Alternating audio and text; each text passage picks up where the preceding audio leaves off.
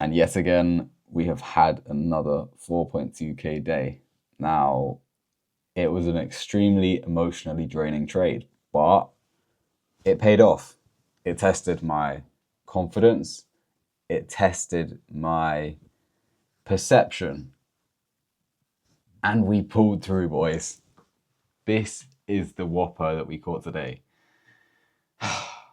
It was an emotional, it was not an emotional trade, but it was bloody annoying. Look at this. Price got 79. Price got 20 points away from it and had another hour worth of just chop. Fucking hell, man. I mean, I'm thankful that I trusted myself. I'm thankful that I didn't make any silly decisions. And that's the exact reason why I have come out on top. So, as you can see, I took one trade prior to this big one, and I learned the lesson that I got caught in the manipulation. Kind of edged fear of missing out getting into the trade, but I had confidences in both of them. So, let's get into how I took this trade. Now, before we start, take notes on this. NFP week Monday and NFP week Tuesday are profound days for clean price action. No joke. I cannot tell you why this happens. Backtest it yourself, man. Yesterday and today are the example of it. I'm not just saying that because today and yesterday were mad price action and that I won on both days. I'm saying this because it's what happens. Every single NFP week, Monday and Tuesday, the price action is like jizzing. Let's take a step back. Anyway. Yeah, man. I mean, getting into the bias, so we're going to go on the daily chart first. So as we can see, let me just move all of this crap. So as we can see, yesterday we had a clean rejection off of this daily fair value gap, as expected. We reject it, we close lower. Now, this just tells us we have a confirmed bearish bias. We are confirmed to continue to the downside. Bearish order flow is holding. Bullish order flow is getting disrespected. And what I mean by that is bullish fair value gap, disintegrated. Bullish fair value gap, disintegrated. Bearish fair value gap, respected. This just shows that we are in a high time frame bearish trend. So coming into the morning, there were no significant S&Ts in play. And today was just a day that you don't need a significant S&T. So market opens up right here. Let's just get that mark on the chart. So market opens up here. Initially, Asia high gets made here and just sweeps out previous week's low. Now, ES and YM had already swept out previous week's low, telling us there's no significant S&Ts in play at the bottom. So a significant S&T in play would be ES and YM took this low, NQ didn't, we're going to go higher. Every single index took this low, telling us we haven't got an S&T, telling us we're going to have to put in an S&T before we go higher, or we have a higher likelihood of doing that, because not everything's guaranteed in the markets. So going on to the 4-hour chart, we can see from here that price has just smacked all the way down to the bottom. No retraces, no attempts to get to Asia high again. We just shit the bed. And whilst we're doing this, we're just respecting imbalance after imbalance after imbalance. And we are also respecting OTE of the range. As we can see, 0.7, this is OTE of the range. Flipping there. We're just respecting it. We're generating buy-side liquidity, but here's the catch. It's all just manipulation. It's all just to trap buyers in the market so that we can get the fuel that we need to go down in the markets.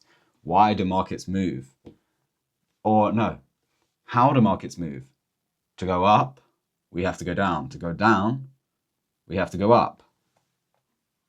To go down, we have to go up. You know?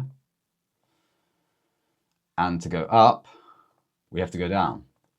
Look, It is so simple. Today was an easy day. If you didn't capitalize, that's okay. Just learn for next time so that if this position comes across again, you can capitalize. So let's just draw out the last one of our confluences. So obviously OTE of the range has been respected.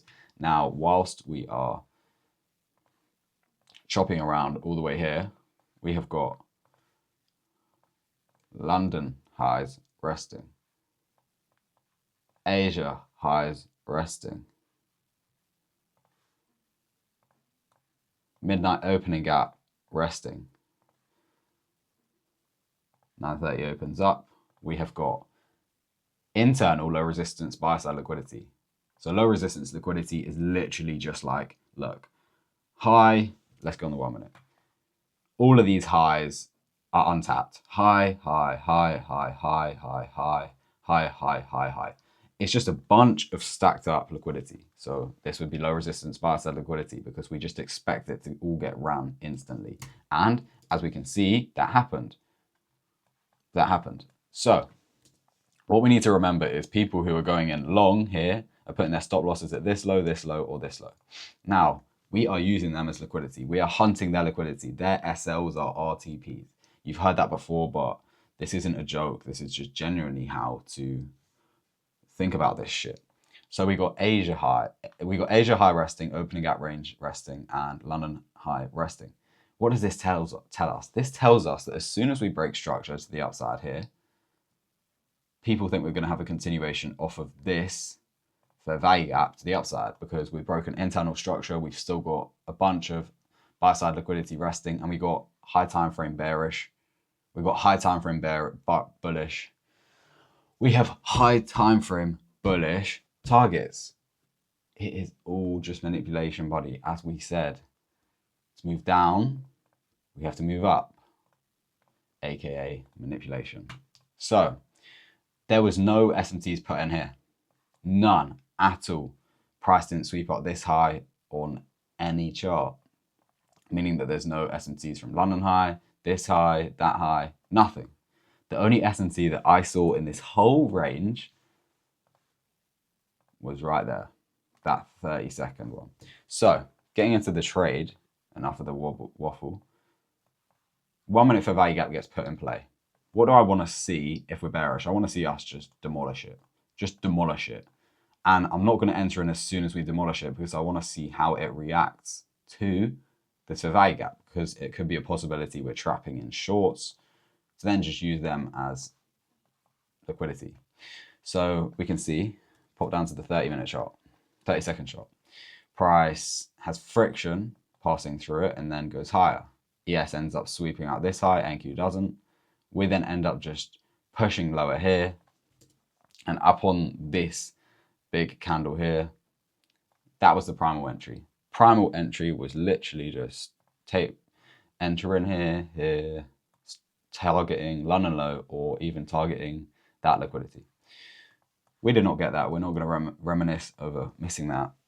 But the first trade I took was a loss. It was a loss.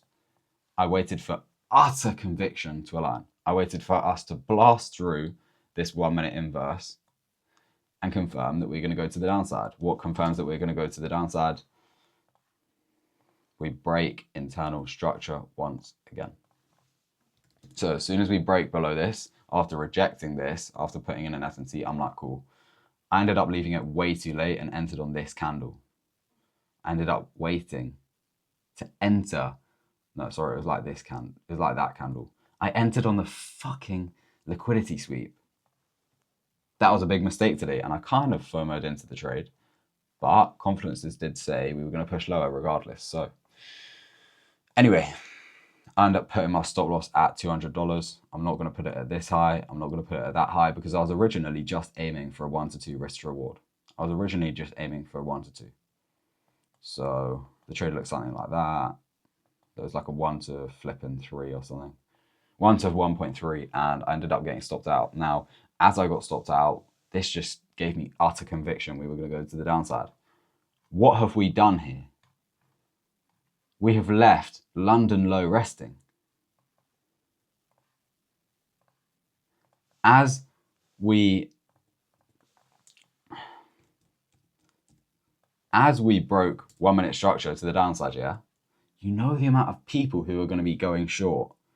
Everyone who's entering short here, or here, or here, yeah. As soon as this point gets broken, they're going to all move their stop losses to break even. They're going to all move it to break even because that's naturally how you should trade. As soon as the internal draw gets taken and you're looking for an external draw, you should go risk-free and go break even. You need to learn this. You need to learn this. This is such a good confluence into your trading. Everyone who's entering here is going in with the stop losses here. As soon as this low is broken, they're going to break even, expecting us to just displace even further. Bang! Straight to the upside. Rejection of the 1 minute inverse for value gap. Respecting OTE of the range.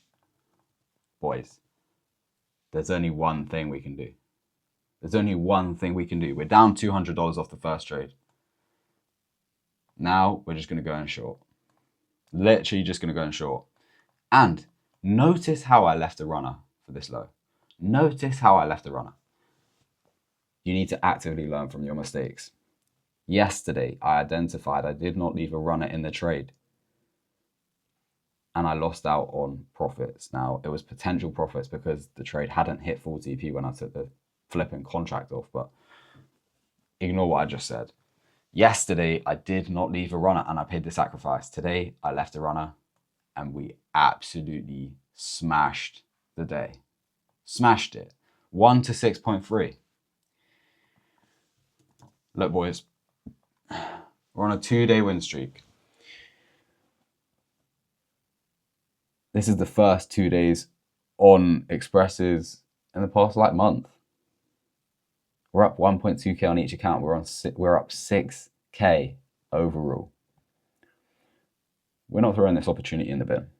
I understand which mistakes I need to eliminate. I understand my edge, and I understand how I need to execute it and how I will execute it. So, hope you enjoyed today's video. I hope you learned something, and I will see you tomorrow.